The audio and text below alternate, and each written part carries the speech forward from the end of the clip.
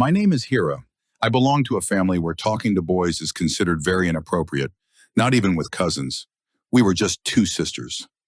My father was deeply saddened by the fact that he had no sons. He thought if he had a son, his burden would be lighter in old age. But despite this, he adored his daughters.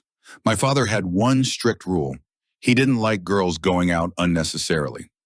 Life still went on well. We were only allowed to go from home to school and back. Even after school, we couldn't go anywhere alone. If we had to go somewhere, our mother or father would accompany us. Time passed, and after completing my matriculation, I got admission to college. My father was strict, but he was not against education. He worked hard to educate us. He was employed at a pharmaceutical company in a lower position, but worked overtime and night shifts just to pay for our education. My mother sewed clothes for people at home. Their entire hard work was aimed at giving us an excellent education. Shama, my classmate, was my best friend. We knew everything about each other. Shama was fully aware of my temperament, how I disliked talking to boys unnecessarily. The reason was simple. My parents had instructed me not to talk to boys. My parents worked so hard to educate us, and we had to respect their trust. My father wanted me to become a doctor, and my sister's dream was to open a large school for girls to provide them easy access to education. My aunt's son was becoming an engineer, and my parents had already decided that I would marry my cousin Assad, though we had never even talked to each other. I was so focused on my studies, but Shama's habit of joking around never ceased. She would always make me laugh by telling jokes or saying random things. She often played pranks on other girls, hiding their notebooks or telling them the principal was angry and wanted to see them. They would get scared and rush to the principal's office. I always advised her not to play such pranks because they could lead to bigger problems, but she never listened. Anyway, time passed and our friendship continued because, like me, Shama also valued the respect of her parents. We both went straight home after college. As far as I know, we were the only two in our class without a boyfriend. One day I came home from college, and I had a lot of studying to do. I sat down to study, and when I opened my book, I found a note inside it. It read, "I really like you, and I want to talk to you. My number is this." And at the end, there was a number. I was confused, wondering who had placed this note in my book. I decided to ask Shama the next day in college because I thought it was just one of her pranks. But the next day, Shama wasn't in college, and I was very angry, thinking that she must be skipping college to play a prank on me. That day, a girl named Nahid sat next to me. I didn't talk to her much, so the day felt boring. I came home, and once again, I found the same note in my book with the same message. I was puzzled. Who could have put this note in my book? I initially thought it was Shama, but she didn't come to college that day. I spent a while thinking about it and then just shook it off and focused on my studies. Days passed, and every day I found a note in my books. Shama was on leave, and the week passed. When I went to her house, I told her about the notes. At first, she thought I was joking, but when I showed her the notes, she believed me. The next day, she came back to college. I began to keep an eye on my books, asking Shama to guard them whenever I went out of class. But no matter how careful I was, the person who left the notes always managed to put them in my bag, as if by magic. I didn't tell my mother about the notes because they were full of things that made me uneasy. The curiosity about who was writing them was driving me crazy. The more I tried to keep track of my books, the more persistent the notes became. If one book didn't have a note, I would find one in another. This went on for 6 months. The letters kept coming. One day when I came home, I opened my books, one by one, but there was no letter. This made me even more anxious. I kept wondering how long would this continue? How long would no one take action? Maybe I had become obsessed with the letters and the person who wrote them. Most importantly, the person who wrote the letters never insisted on a response. It was always the same request. Just call me once. Today, when I didn't find a letter, I felt a strange anxiety. Reluctantly, I decided to call him. There was only one mobile phone at home, which my mother always kept. It was around midnight and my mother was still sewing, so I waited for her to fall asleep. Luckily, she fell asleep early. I dialed the number. I was nervous. And when I said hello, I heard a voice say, "Yes, hello." I panicked and hung up the phone because I had never called a boy before, nor had I ever spoken to one. After a while, I sat there feeling like I couldn't handle it, so I dialed the number again. This time he said, "Don't be afraid. Don't hang up. Just talk."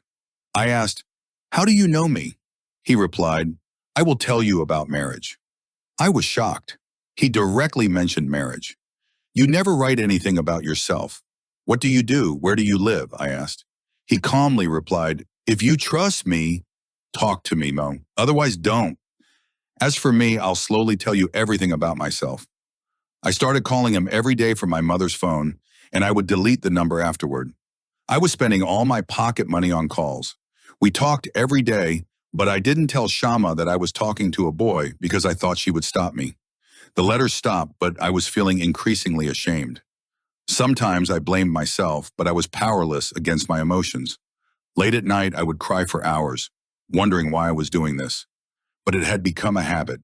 Someone once said, "Love is blind," and I truly felt it. I had never even seen him, and I didn't know how he knew me. Yet, I had fallen under the spell of his words. It had been 8 months since we first started talking. Now I couldn't even face my father. I felt ashamed of myself for betraying their trust. When I saw my mother sewing, I felt so guilty because she and my father were working so hard for my future, and I was doing this. Shama knew about my family's situation, so she often told me, "Never do anything that would make your family ashamed." She could see that I had become lost in my own world. The boy introduced himself as Atif. When I suggested meeting him, he would always make excuses. My focus on studies was slipping away, and I didn't do well in my results. Both my sister and I had completed our intermediate studies, and we had to continue further, but my mind was far from my studies. One day I told my parents that I didn't want to continue my studies. They were all surprised, especially my father, who looked at me in disbelief. I knew he was deeply worried, but I couldn't help myself. My father, helpless, remained silent.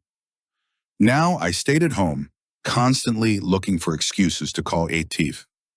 My mother had become very weak and could no longer sew. That's when my elder sister stopped her from sewing and started tutoring students to pay for her own fees. Meanwhile, my father was still working hard. He hoped that even if I didn't want to study, at least my sister would do well. A year and a half passed, and then my father decided that if I wasn't going to study, he would marry me off. My aunt was also insisting that since Assad, my cousin, had returned after completing his studies abroad, I should marry him. But I didn't have the courage to speak up. My aunt believed that after our marriage, Assad would continue his studies, and she thought that having me with him would help him focus. But I didn't have the courage to tell my parents that I liked someone else.